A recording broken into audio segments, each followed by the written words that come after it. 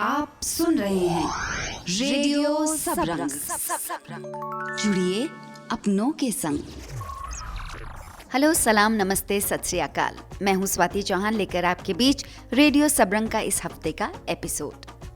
आप में से जो लोग क्रिसमस सेलिब्रेट कर रहे हैं उन सबको मैरी क्रिसमस। आगे बढ़ने से पहले एक इन्फॉर्मेशन शेयर करना चाहती हूँ। आपके लगातार प्यार और एनकरेजमेंट के चलते अब हम वीक में सिर्फ एक बार आपके लिए प्रोग्राम लेकर नहीं आएंगे, बल्कि हफ्ते के बीच बीच में आप हमारा प्रोग्राम सेगमेंट की शक्ल में सुन पाएंगे। यानी हमारा और आपका कांटेक्ट बना रहेगा हफ्ते के बीच में भी। नए साल में हमारा और आपका कनेक्शन और मजबूत होगा। तो आइए पहले जान ले कि क्या है खास इस बार के एपिसोड में। राष्ट्रकवि मैथिली शरण गुप्त की पोती ने बनाया सबसे कम उम्र की राइटर होने का रिकॉर्ड। मैं अपने सराउंडिंग्स को ऑब्जर्व करती हूँ, जो मैं देखती हूँ, जो मैं फील करती हूँ, जो मैं सुनती हूँ, और फिर मैं उसे ही लिख देती हूँ एक पोएम या स्टोरी में कन्वर्ट करके। 25 दिसंबर को स्वर्गीय अटल बिहारी वाजपेयी जी की जयंती के मौके पर रेडियो सबरंग से खास बातचीत में उन्हें याद किया पूर्व केंद्रीय मंत्री विजय गोयल ने। अटल जी का भाषण सुनने के लिए मैं अपने घर रूपनगर से रामलीला मैदान तक पैदल जाया करता था। हम सामने दरी में बैठते थे जी। उनको भाषण से बड़ा भावुक कर लेते थे। जब चाहे हमको रुला देते थे और जब चाहे वो हमको हंसा देते थे। और सोशल वर्क के लिए रेमॉन मैगसेसे अवार्ड से सम्मानित गूंज संस्था के अंशु गुप्ता ने बताया कैसे उनका रुख हुआ इस ओर। काले जूते और टाई नहीं पहन सकता मैं अब, और कपड़े का इश्यू कहीं ना कहीं मुझे बहुत खिंचोटने लगा। तो मैं तो लोगों को कहता हूँ आपका क्या मोटिवेशन था, मैं कहता हूँ टाई छोड़ना। रेडियो सबरंग, जुड़िए अपनों के संग।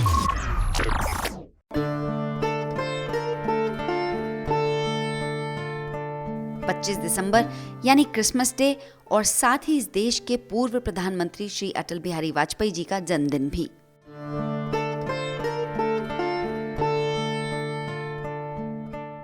गीत नया गाता हूँ, टूटे हुए तारों से फूटे बासंती स्वर, पत्थर की छाती में उग आया नव अंकुर, झरे सब पीले पात, कोयल की कुहुकरात, प्राची में अरुणिमा की रेख देख पाता हूँ, गीत नया गाता हूँ। उनकी ये कविता हमें याद दिलाती है कि इस देश को एक कवि हृदय प्रधानमंत्री भी मिला था, जिन्होंने पूरा जीवन इस देश की सेवा में समर्पित कर दिया। कार्यक्रम में आगे उन्हें याद करेंगे पूर्व केंद्रीय मंत्री श्री विजय गोयल जी। मगर पहले आइए आपको मिलवाती हूँ एक नन्ही ऑथर से, जिन्होंने महज 7 साल की उम्र में अपनी पोएम की एक किताब छपवा ली है ना कमाल की बात। और वो पोती हैं राष्ट्रकवि मैथिली शरण गुप्त की। अभिजीता गुप्ता सिर्फ 8 साल की हैं और पिछले साल उनकी कविताओं की पहली किताब हैप्पीनेस ऑल अराउंड नाम से छपी।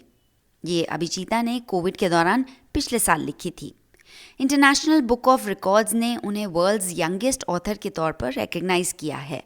अभिजीता अपने माता पिता के साथ यहीं गाजियाबाद के इंदिरापुरम में रहती हैं। मेरी साथी रमनी श्याम ने उनसे उनके घर पर मुलाकात की। मेरी 3 किताबों का नाम है happiness all around, we will surely sustain और to begin with the little things. पहली वाली किताब एक शॉर्ट कलेक्शन है, एक शॉर्ट स्टोरीज और पोएम्स के लिए, और दूसरी वाली किताब is all about the pandemic and the effective life of children during this pandemic and how we sail through these tough times. And मेरी तीसरी किताब to begin with the little things, उसमें लॉन्ग स्टोरीज़ हैं और वो poems मैंने लिखी हैं उनकी मोरल्स के लिए। अरे वाह, ये तो नाम भी आपकी स्टोरीज़ और पोएम के बड़े बड़े अच्छे अच्छे नाम है। इतनी पॉजिटिविटी आती कहाँ से है? कैसे लाते हो इतनी सारी पॉजिटिविटी इतने नेगेटिव एटमॉस्फेयर में, पैंडेमिक के समय? मैं अपने सराउंडिंग्स को ऑब्जर्व करती हूँ, जो मैं देखती हूँ, जो मैं फील करती हूँ, जो मैं सुनती हूँ, और फिर मैं उसे ही लिख देती हूँ एक पोएम या स्टोरी में कन्वर्ट करके। वाह, वेरी नाइस। कैसा लग रहा है इतनी पॉपुलैरिटी पाके? मुझे बहुत अच्छा लग रहा है। कैसे एंजॉय कर रहे हो सबके फ्रेंड्स के बीच में? सब लोग कैसे आपके साथ बिहेव करते हैं फ्रेंड्स, वो बताइए। हम जब भी हम प्ले डेट्स या खेलते हैं तो हम मेरी बुक्स के बारे में बात नहीं करते हैं, बस हम खेलते हैं या फिर टीवी देखते हैं। अच्छा, बच्चे और भी कई एक्टिविटी करते हैं जैसे डांस, सिंगिंग, आपका मन करता है या सिर्फ आपका राइटिंग का मन करता है? मैं कभी कभी जब अपने गाने सुनती हूँ तो उसके साथ सिंग करती हूँ, पर मुझे डांस या सिंगिंग अच्छा नहीं लगता। आपने किस एज में सोचा कि आपको लिखना चाहिए? मेरे को तो अभी भी नहीं समझ में आ रहा कि मुझे क्या लिखना चाहिए। जब मैं 5 इयर्स की थी तो मैंने अपनी फर्स्ट स्टोरी लिखी थी, द एलिफेंट्स एडवाइस। तो फिर उस दिन मुझे लगा कि मुझे स्टोरीज़ और पोएम्स लिखना बहुत अच्छा लगता है, तो मैंने उसे फिर कंटिन्यू किया। तुम्हारा रूटीन क्या रहता है बेटा? जब मैं सो के होती हूँ, मेरे पापा मुझे दूध पिला के मैं अपना रूटीन करके क्लास में जा जाती हूँ। फिर जब मैं अपनी क्लासेस ख़त्म हो जाती है, आई हैव लंच, मैं सो जाती हूँ और फिर आई वेक अप, मैं अपना होमवर्क कंप्लीट करके एक्स्ट्रा स्टडीज़ करके थोड़ा सा लिख के खेलने के बाद टीवी देखने के बाद after I have dinner we sleep. Mummy और पापा कौन ज़्यादा मोटिवेट करता है? दोनों सेम करते हैं। कैसे मोटिवेट करते हैं? थोड़ा आप भी हमें कर दो मोटिवेट। जैसे अगर मुझसे कहीं एरर्स हो जाती है, ग्रामेटिकल या में स्पेलिंग एरर्स हो जाती हैं, तो मुझे वो बोलते हैं कि अगर तुम ट्राई करती रहोगी तो वो तुम्हारी ग्रामेटिकल एरर्स और स्पेलिंग एरर्स नहीं होंगी। तो आप अपना जो कलेक्शन है उसमें से कोई पोएम हमारे लिए भी, हमारे लिसनर्स के लिए भी सुनाओगे? ठीक है, मैं आपको एक ट्राई हार्डर एंड हार्डर, एक हार्ड वर्क के ऊपर मैंने लिखी है, मैं वो सुनाऊंगी। अरे वाह। Try harder and harder, climb the ladder and achieve larger. No matter how many times you fail, give your heart and soul every time and keep up the scale. Your efforts will not go in vain, as failures are also lessons to gain. And try and do not repeat those same mistakes again. Accept it as an experience earned, and then you'll definitely get success in return. Thank you. Very nice. अच्छा, मैं छोटे छोटे से question पूछूंगी आपसे। पता, मुझे भी जानने का मन कर रहा है कि अभिजीता का फेवरेट कलर कौन सा है? Pink. और फेवरेट फूड? दाल रोटी चावल है सच में? और फेवरेट फन एक्टिविटी कौन सी है आपकी? कलरिंग या स्केचिंग। और favourite cartoon show and character? Friends Lego friends. तो आपका बेस्ट फ्रेंड कोई है जो आपके साथ खेलता है? हाँ, मेरा बेस्ट फ्रेंड आराध्या है। अच्छा, तो फेवरेट सब्जेक्ट कौन सा है जो आराध्या के साथ आप पढ़ते हो या अकेले पढ़ते हो? मेरा फेवरेट सब्जेक्ट मैथ्स और इंग्लिश है। वाह, अब आपकी मम्मी से भी थोड़ी सी बात कर लें। अनुप्रिया जी, आप ये बताइए, आपको इतनी कम एज में इतना प्यारा सा बच्चा, बोलने वाला, इतना प्यारी प्यारी बात करने वाला बच्चा सामने है, आपको कैसा लगता है? बड़ा प्राउड फील होता होगा। बच्चे तो देखिए सारे ही अच्छे होते हैं, सारी मम्मियों को अपना बच्चा सबसे अच्छा लगता है और सबको अपने बच्चे पे प्राउड है। लेकिन हाँ, अभिजीता जो भी कर रही है उसमें हमारा पूरा सपोर्ट अब तक रहा है, आगे भी रहेगा। जो भी करे मन से करे, अच्छा करे। बस हमारे लिए सबसे बड़ा अचीवमेंट है कि वो मोबाइल, टीवी, स्क्रीन टाइम उसका ज़्यादा नहीं है, इन सब चीज़ों से दूर है। लिख रही है 2 साल से, अपना टाइम किसी कंस्ट्रक्टिव चीज़ को दे रही है, वो हमारे लिए सबसे बड़ा अचीवमेंट है। उम्मीद है आपको ये बातचीत पसंद आई होगी। रेडियो सबरंग, जुड़िए अपनों के संग। और आइए अब याद करते हैं जननायक पूर्व प्रधानमंत्री स्वर्गीय श्री अटल बिहारी वाजपेयी जी को। अटल जी ने पूरा जीवन देश की सेवा में समर्पित कर दिया था। एक बेहद लोकप्रिय वक्ता और नेता।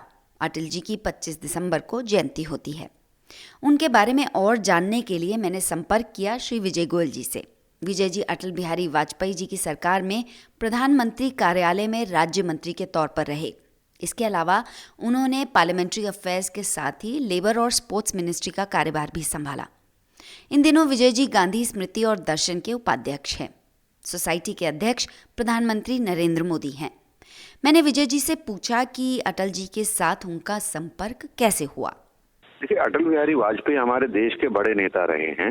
उन दिनों में स्कूल में पढ़ता था और मेरे पिता भी राजनीति में थे, पर मेरा ज्यादा संपर्क आया जब आपातकाल लगा था। उस समय अटल जी से मिलने में भी लोग डरा करते थे, किंतु मैं उनके पास जाया करता था और बीच बीच में मैं उनके कार्यक्रमों में भाग लेता था और अपने कार्यक्रमों में उनको मैं बुलाता था। तो अटल जी की एक खासियत थी, अटल जी हर बार जब हम कार्यक्रम आयोजित करते थे तो नाना नाना जरूर करते थे, पर बाद में हाँ कर दिया करते थे। तो इसलिए अटल जी की शख्सियत ही कुछ और थी एकदम। उनके नाम से ही जो है भीड़ जुटा करती थी जी। बिल्कुल बिल्कुल सही कह रहे हैं सर आप। सर वो एक अच्छे वक्ता, अच्छे नेता के तौर पर याद किए जाते हैं। आपने उनके साथ तब काम किया जब वो प्रधानमंत्री थे, तो वो कैसा था आपका अनुभव? देखिए, मेरे को पहली बार जब चुनाव में मैं टिकट लड़ा तो कांग्रेस के बड़े नेता के सामने मुझे टिकट दी गई थी। मैं कभी एमएलए या कभी कॉर्पोरेटर नहीं रहा, सीधा मैं संसद सदस्य का चुनाव लड़ा था। तो अटल जी को लगता था मेरा ये युवा उम्मीदवार जो है वो जरूर जीतेगा जाके।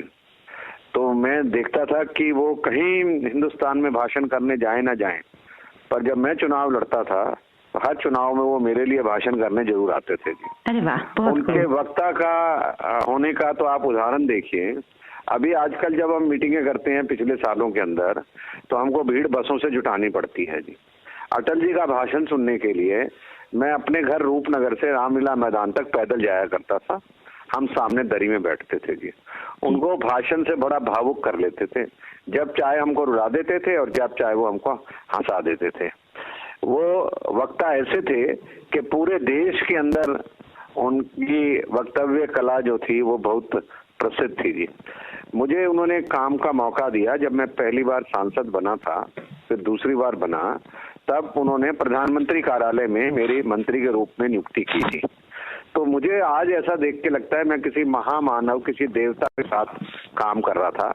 उनके साथ काम करना जिसको पूरा देश जो है चाहता हो, क्योंकि मैंने देखा है कि जब भी मैं देश के किसी भी कोने में जाता था तो लोग कहते थे अटल जी हमारे घर पे रुके थे, अटल जी हमारी गली में आए थे, अटल जी हमारे शहर पे आए थे, मैं अटल जी का वहां भाषण सुना। हर आदमी के पास कुछ ना कुछ अटल जी की जो यादें हैं, उनके साथ काम करना बड़ा ही दिलचस्प था।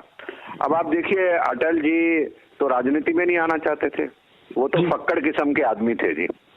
उनको हंसी मजाक, उनको ठट्ठा ठाके लगा के हंसना और उनको कविताएं करना, ये सबसे ज्यादा पसंद था जी। उनकी एक बुक रिलीज हुई थी जिसका नाम था मेरी 51 कविताएं। उसके लिए उन्होंने मुझे बुलाया कि इस कार्यक्रम को आप आयोजित करेंगे, और उस किताब को विमोचित करना था भारत के प्रधानमंत्री नरसिम्हा राव ने। तो उन्होंने हमको ये मौका दिया था जी। तो कविताएं उनकी कमजोरी थी जी। कोई भी व्यक्ति जब उनको कहता था अपनी कविता सुनाइए तो वो तुरंत सुनाने उसको लगते थे जी। और वो कहते हैं कि भाई मैं अगर अपने जीवन में किसी चीज को मिस करता हूँ तो वो मेरा फक्कड़पन है जिसको मैं मिस करता हूँ, क्योंकि आदमी जैसे जैसे शिखर पे चढ़ता जाता है वैसे वैसे वो अकेला होता जाता है। तो अटल जी साहित्यकार थे, अटल जी कवि थे, अटल जी राजनेता थे, अटल जी प्रशासक थे, अटल जी प्रधानमंत्री थे, अटल जी विकास पुरुष थे। अटल जी की कवि हृदय थे और उन्होंने कई कविताएं लिखी। उनकी कौन सी कविता आपकी सबसे पसंदीदा है? उनकी तो बहुत सारी कविताएं हैं, जिसके अंदर से जो मुझे अच्छी लगती है वो उनकी कविता थी कदम मिलाकर चलना होगा जी। तो वो कविता उनकी बहुत पसंद थी और उनकी कविताएं बड़े प्रेरक थी। अटल जी के साथ का कोई ऐसा कोई किस्सा, दिलचस्प किस्सा जो आप हमारे श्रोताओं के साथ साझा करना चाहें? अटल जी के साथ तो अनगिनत किस्से हैं। एक बार मैं और वो दोनों फ्लाइट में जा रहे थे, तो अटल जी अच्छे मूड के अंदर थे, है ना, और इसलिए मैंने जब मूड में थे तो मैंने उनसे पूछना शुरू किया जी। तो उनसे जीवन को मैंने बहुत उनसे क्वेश्चन पूछे। तो मैंने पूछा कि आपका सबसे दुखद क्षण कौन था? उन्होंने कहा जब मेरे पिता का स्वर्गवास हुआ जी। फिर मैंने कहा खुशी का दिन? तो उन्होंने कहा जब मैं यूनाइटेड नेशन जनरल में असेंबली में मैंने हिंदी में भाषण दिया था तो मेरे लिए वो बड़ा खुशी का दिन था जाके। तो उनके पसंदीदा जो कपड़े थे वो धोती कुर्ता और कभी कभी पठानी सूट पहना करते थे जी। उनका पसंदीदा रंग नीला था और मैं देखता था कि हर वर्ष वो मनाली जरूर जाया करते थे। तो मैं भी एक बार उनके मनाली में जो उनका घर है, तो जहाँ उनकी दत्तक पुत्री रहती हैं, वो भी उनका बड़ा पसंद था। कम लोग जानते हैं कि अटल जी केवल शाकाहारी नहीं थे, उनको मछली, चाइनीज, खिचड़ी और मालपुआ बहुत पसंद थे। अरे अच्छा। हाँ, और चांदनी चौक की परांठे वाली गली पूछिए मत, मतलब, और चाट पकौड़ी के शौकीन थे, खाने के शौकीन थे वो तो जी। और खाली खाने के शौकीन नहीं थे, एक बार दोनों को, प्रधानमंत्री अटल बिहारी वाजपेयी और जयललिता, उन वो मुख्यमंत्री थी तमिलनाडु की, और अपनी सपोर्ट को वापस ले रही थी वो सरकार से, ऐसी चर्चाएं थी। तो मैंने उन दोनों को अपने घर खाने पे बुलाया था ताकि उनके बीच में अच्छा सामंजस्य बैठे जी। तो उस पर मैंने देखा कि अटल जी को केवल खाने का शौक नहीं था, उनको खाने बनाने का भी शौक था, ऐसा उन्होंने बताया जाके। खिचड़ी तो बहुत ही अच्छी बनाते थे जी। उनसे मैंने पूछा कि आपके मनपसंद गाने कौन से हैं जी? उन्होंने कहा एस डी बर्मन का वो जो गाना था ना, ओरे माझी, वो उनको बहुत ही पसंद था जाके जी। और एक गाना और था उनका, लता का, मुकेश और लता का गाना था, कभी कभी मेरे दिल में ख्याल आता है, ये भी था। तो आपसे बात करके एक्चुअली में ऐसा देख रहे हैं कि ये सब चीजें कैसे हुई होंगी, विजुलाइज कर रहे हैं। अटल जी का बतौर प्रधानमंत्री सबसे अहम योगदान आप क्या समझते हैं, क्या मानते हैं? कोई एक योगदान हो तो बताऊं। अटल जी का सबसे बड़ा योगदान था कि वो देश की जनता से बहुत प्यार करते थे जी। और पंडित नेहरू तो इसलिए प्रसिद्ध हुए ना कि उन्होंने स्वतंत्रता की लड़ाई के अंदर सक्रिय रूप से भाग लिया, पर इस इंसान ने वर्षों तक पूरे देश के अंदर घूम घूम कर लोगों को अपना बनाया जी। और लोगों को अपना नहीं बनाया, लोगों के दिलों में जगह बनाई थी। जिस समय वो करीब 5-10 साल अस्वस्थ रहे, उन दिनों भी लोग मुझे कहते थे एक बार सिर्फ अटल जी से मिलवा दीजिए। सबसे ज्यादा जो उनको याद किया जाएगा, एक तो आप जानते हैं परमाणु विस्फोट करके उन्होंने देश का जो सशक्तिकरण किया, उसको तो कोई भूल नहीं सकता है जाके जी। और ऐसा निर्णय जिसको अमेरिका भी भांप नहीं पाया, ऐसा निर्णय जिससे सशक्तिकरण हुआ भारत से, ऐसा निर्णय जिसके बाद सैंक्शंस लग गई, किंतु सैंक्शंस में से भी वो आर्थिक संकट से देश को उभार कर ले आए। और दूसरा ये जो सारा आप सड़कों का जाल देखते हो ना, जिसको आजकल मोदी जी भी पूरा करने में लगे हुए हैं हमारे प्रधानमंत्री, तो ये सड़कों का जाल था या ग्रामीण सड़क योजना थी या ये गोल्डन क्वार्टर था, वो बहुत बड़ा उनका काम था। ये 2 बड़े काम तो मैंने बना दिए। इसके अलावा किसान क्रेडिट कार्ड था और ऐसी बहुत सारी योजनाएं थी जिन्होंने हर जगह उन्होंने इसके अंदर की जाकर। सर बहुत बहुत धन्यवाद आपका इस इनसाइट के लिए, रेडियो सबरंग से जुड़ने के लिए धन्यवाद सर। रेडियो सबरंग, जुड़िए अपनों के संग। आप कैसे याद करते हैं स्वर्गीय श्री अटल बिहारी वाजपेयी जी को? हमें मेल करके बताइए feedback@radiosabrang.in पर। रेडियो सबरंग आज के मेहमान। हमारे इस हफ्ते के मेहमान हैं सामाजिक कार्यकर्ता श्री अंशु गुप्ता। आप में से बहुत से लोगों ने नाम सुना होगा गैर सरकारी संगठन गूंज का, जो कि देश भर में डिजास्टर रिलीफ, ह्यूमैनिटेरियन एड और कम्युनिटी डेवलपमेंट के क्षेत्र में काम करता है। अंशु जी को उनके काम के लिए रेमान मैगसेसे अवार्ड से भी सम्मानित किया जा चुका है। मैंने अंशु जी से संपर्क करके पूछा कि वो देहरादून से दिल्ली आए मास कम्युनिकेशन की पढ़ाई के लिए, फिर उन्होंने पत्रकारिता में काम भी किया, मगर इस सबके बीच उन्हें कब एहसास हुआ कि उन्हें इस दिशा में काम करना है। बहुत अच्छी एजुकेटेड फैमिली रही है, माँ की तरफ भी और पापा की तरफ भी, बट ये सब हमको नहीं पता था कि ऐसा कोई सेक्टर होता है, या इंडिया की बहुत सारी मिडिल क्लास फैमिलीज करती रहती हैं कि कोई भूखा है तो खाना खिला दिया, कुछ पर्टिकुलर डेज पे कहीं पे जाके दे आए, वो सब हमारे यहाँ भी थोड़ा बहुत होता था, बट ऐसा दूर दूर तक कोई एक्सपोजर नहीं था। आई थिंक ये दिल्ली में आना मेरे लिए बहुत बड़ी चीज हो गई थी कि मैं IMC का स्टूडेंट बन के यहाँ पर आया था। तो एक बड़े शहर का एक्सपोजर, उस पे लिखने की कोशिश या फोटोग्राफी का जुनून, और एक आई थिंक अच्छे और रोड छाप खाने का जुनून, मैं कहूँगा उसका भी बहुत बड़ा क्रेडिट है, बिकॉज आई थिंक ये सारी चीज़ों का कॉम्बिनेशन ही मुझको ओल्ड दिल्ली की तरफ लेके गया। वरना मैं तो इधर JNU के पास में पढ़ रहा था तो वहाँ नहीं जाता, बट वहाँ मैं अक्सर सिर्फ इसलिए जाता था कि एक बहुत बड़े दर्जे का फूडी हूँ रोड साइड का, और दूसरा वहाँ स्टोरीज बहुत आपको मुझे जिंदगी बिल्कुल अलग दिखती है वहाँ पर। तो वहाँ पे गए, फिर वहाँ पे हबीब भाई से मुलाकात हुई जो डेड बॉडीज पिक किया करते थे। आपने शायद वो स्टोरी सुनी होगी कि कैसे उनकी बेटी ने कहा था कि जब मुझे ठंड लगती है तो मैं लाश के साथ चिपक कर सो जाती हूँ। तो आपको थोड़ा सा एक इशू का एहसास हुआ, कपड़े की कमी का एहसास हुआ। उनके साथ ही बहुत बार मैं फुटपाथों पे मतलब समय बहुत सुबह शाम तक बिताता था, या फिर वो लाल किले की चोर बाजार पे चोरी करना या कबूतरबाजी में ऊपर जाके उन लोगों के साथ में बैठ जाना। आई थिंक उस सब ने बहुत एक अच्छा एक्सपोजर दिया कि क्या हो रहा है। बट टू बी ऑनेस्ट, उसके बाद भी कई साल तक ये सोचा भी नहीं था कि ऐसा कुछ करना है। 5-6 साल के अंदर कॉर्पोरेट की या जर्नलिज्म के फ्रीलांस के बाद ये लगने लगा था कि नहीं, अब ये अपने बस की नहीं है। मतलब ये काले जूते और टाई नहीं पहन सकता मैं अब। और इस कपड़े का इश्यू कहीं ना कहीं मुझे बहुत खिंचोटने लगा। तो मैं तो लोगों को कहता हूँ आपका क्या मोटिवेशन था, मैं कहता हूँ टाई छोड़ना। वो भी एक मोटिवेशन था, क्योंकि कुछ भी हो सकता है मोटिवेशन। और but most importantly I think वो जो उन सारी चीजों से रूबरू आप हो जाते हो जब आप सड़क पे निकलते हो, और फिर आपको ऐसा लगता है कि आपके पास कोई इसका सोल्यूशन है। अब वो भले ही वो सोल्यूशन है कि नहीं है, बट आपको लगता है कि सोल्यूशन है। आई थिंक मैं कहूंगा कि मेरी जर्नी तो ऐसे स्टार्ट हुई। आपकी हम सफर और आपके इस सफर में आपकी साथी, आपकी वाइफ मीनाक्षी ने भी बीबीसी की एक सेटल्ड जॉब छोड़ी और आपको ज्वाइन किया। वो क्या मोड़ था जब आप दोनों ने ये डिसीजन लिया? तो पहला डिसीजन मेरा था, और वो बड़ा डिसीजन था, और वो ये भी था कि भाई अब मैं खर्चा करूंगा और मिनी कमाती रहेंगी। तो आप मतलब वो एक म्यूचुअली एग्रीड सोचिए कि अपना हो गया, क्योंकि आई थिंक चीजें कुछ बॉदर करने लगी थी। आपको लगने लगा था कि कुछ करना है, कपड़े पे करना है, ठंड पे करना है, वॉट एवर।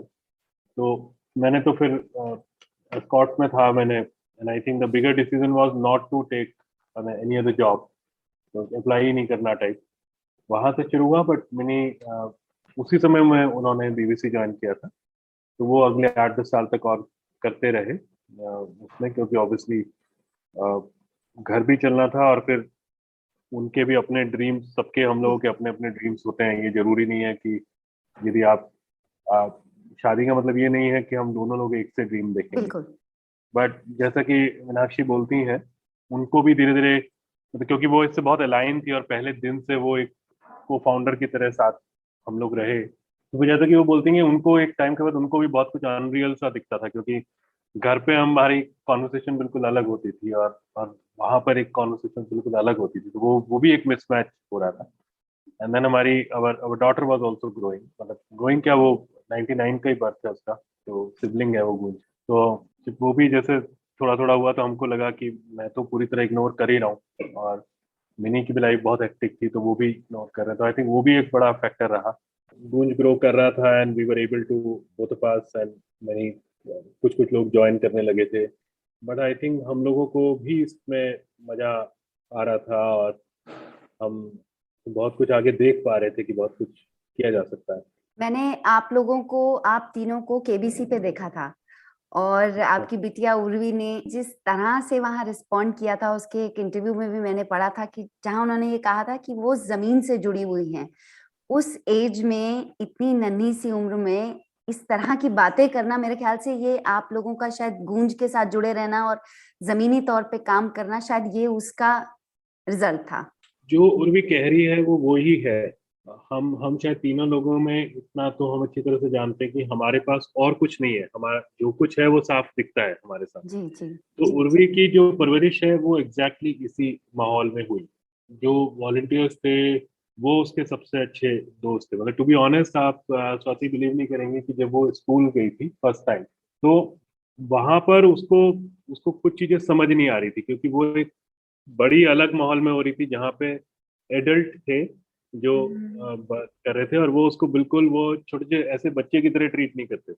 राइट। मतलब मोहब्बत बच्चे की भी होती थी, बट उसको और भी कुछ चीजें देखने सुनने को मिलती थी यहाँ पर, अपने जैसे थे वो बड़ी हो रही थी। तो उसके लिए वो भी एक बच्चों के साथ में सेटल होना में उसको हल्का सा टाइम लगा था। I think that's what we could figure out. दूसरा, उसने बचपन से हमारे साथ में बहुत, पिछली विलेजेस वगैरह में बहुत ट्रैवल किया। हम लोगों का रूल होता था कि हम लोग कोई अपने साथ में मैगी या ये सब लेके नहीं जा रहे, जो नॉर्मली सब पेरेंट्स लेके जाते हैं। तो जो यदि वहां पे चिवड़ा दही मिल रहा है तो हम चिवड़ा दही खा रहे हैं, यदि दाल रोटी मिल रही है तो दाल रोटी खा रहे हैं, जहाँ पे जो है और जैसा है, और जहाँ सोना है वहीं। क्योंकि वो गाँव की ट्रेवल्स होती हैं, वो बहुत सारे लोगों को यहाँ से बैठ के ये सब काम बड़े फैंसी दिखते हैं, बट ये एक अलग अलग कहानी है, अलग जिंदगी है। ऐसा लोग कहते हैं कि आपदा में कपड़ों की मदद पहुंचानी हो या लेस प्रिविलेज्ड लोगों तक डिग्निटी के साथ कपड़े पहुंचाने हो तो सबसे पहला नाम गूंज का आता है।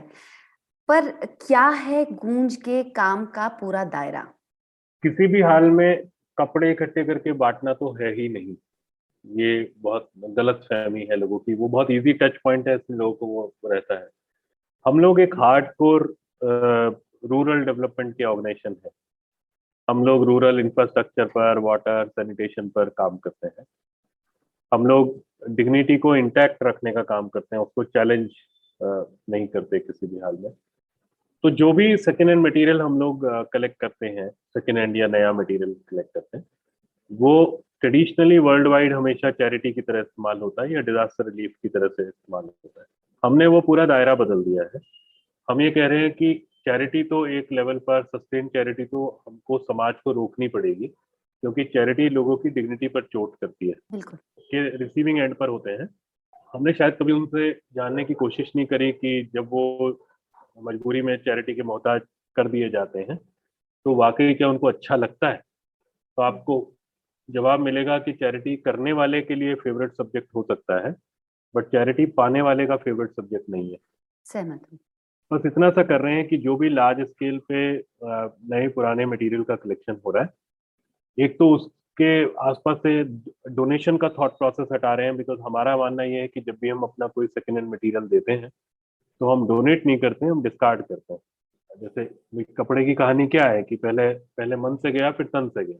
जी जी। आपका मन भर गया, उसके बाद आप चाहते हैं कि वो निकले। तो we can always say that we are giving it, but we should not use the word donation. Rather जो लोग उसको इस्तेमाल करते हैं, हमें उनके लिए थैंकफुल होना चाहिए, क्योंकि वो उसको नई जिंदगी देते हैं। और दूसरा, बस सिंपल सी बात ये है कि हमने कहा कि मुफ्त में तो नहीं जाएगा, क्योंकि हमें डिग्निटी को चैलेंज नहीं करना है। तो लोग अपनी अपनी एक्टिविटीज चुनते हैं, सड़कें बनाते हैं, बैम्बू के ब्रिज बनाते हैं, आंगनबाड़ी बनाते हैं, तालाब साफ करते हैं, कुएं खोदते हैं, हार्डकोर कई कई दिन का श्रमदान करते हैं अपने रिसोर्सेज से, अपनी विजडम से, और फिर बहुत मोहब्बत के साथ में उनके पास ये फैमिली किट जाती है। तो बार्टर इकोनॉमी रिवाइव हो गई है, श्रमदान रिवाइव हो गया है, जो डिसीजन मेकिंग पावर है वो आखिरी इंसान के हाथ में चली गई है। लोग अपनी प्रॉब्लम खुद सॉल्व कर रहे हैं। और ये सिर्फ एक बड़ा इनिशिएटिव है, बाकी आप जानती हैं मेंसुरेशन पे पहला काम गूंज ने किया था, आवाज उठाई थी। जी। आज वो सब्जेक्ट बन गया है। लाखों की तादाद में पैड बनाते हैं हम लोग, माई पैड कहलाता है। अंशु जी, कई बार लोग ये नहीं समझ पाते कि सिर्फ कपड़ा दे देने भर या मटेरियलिस्टिक सपोर्ट दे देने भर काफी नहीं होता है।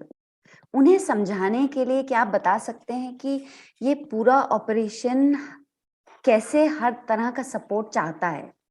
हम अपने को इमेजिन करें कि हम 10 किलो कोई चावल का एक पैक खरीदते हैं, तो उसको यदि हम कहीं से ला रहे हैं, सपोज हम पर्सनली, क्योंकि हम डिलीवरी तो नहीं हो रही, मतलब सपोज आप लेके आ रहे हैं यदि उसको, जी।